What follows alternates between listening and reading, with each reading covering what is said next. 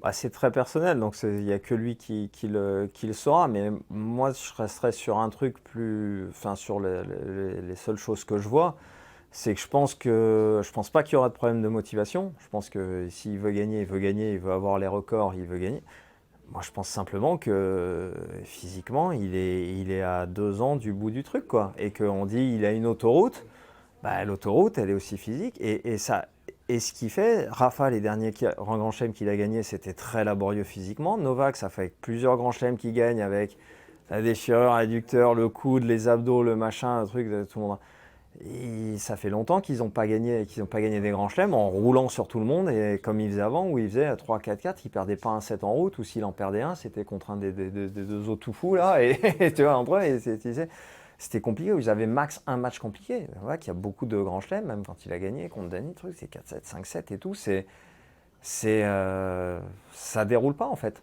Et donc là, il déroule pas, et c'est pour ça que le Roland a l'air beaucoup plus ouvert. C'est qu'on a l'impression qu'il pourrait perdre contre un joueur de l'exemple. Comme ils sont tous très forts, moins forts certes, mais ils sont forts et assez forts pour dans un bon jour, dans un niveau, et en tout cas lui, quand il est aussi dans un moins bon jour, du coup être prenable.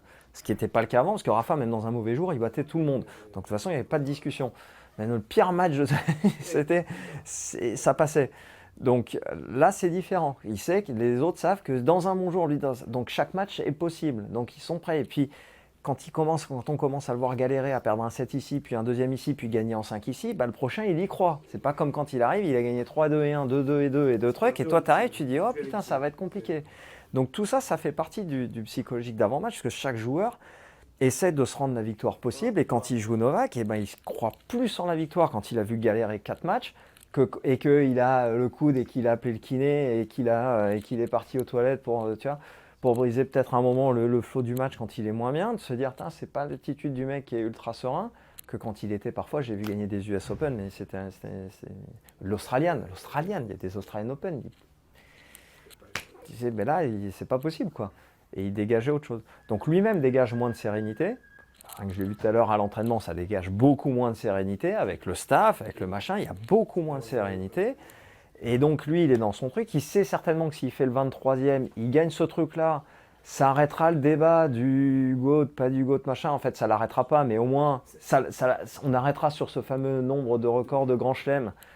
Et on comprendra que finalement, bah, s'il y en a pour qui le meilleur joueur, c'est le meilleur sur le terrain qui a les trucs, mais c'est déjà lui qui a les meilleurs stats. Donc de toute façon, c'est lui qui les a. Et que si finalement il y a des meilleurs stats, mais qu'on veut qui avait, je sais pas, qui m'a le plus inspiré ou qui a inspiré le plus de gens, et ben ça sera certainement plus les deux autres, et en particulier peut-être Federer, qui a ouvert plus le jeu. Tu vois, on retombera sur un truc, mais lui, bien sûr, mais il n'a pas l'autoroute dans le sens où il a pas 10 ans, quoi. C'est-à-dire que là, il ne les fait pas cette année, les grands chelems.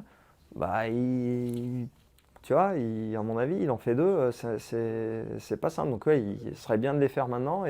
Enfin, pour lui, hein.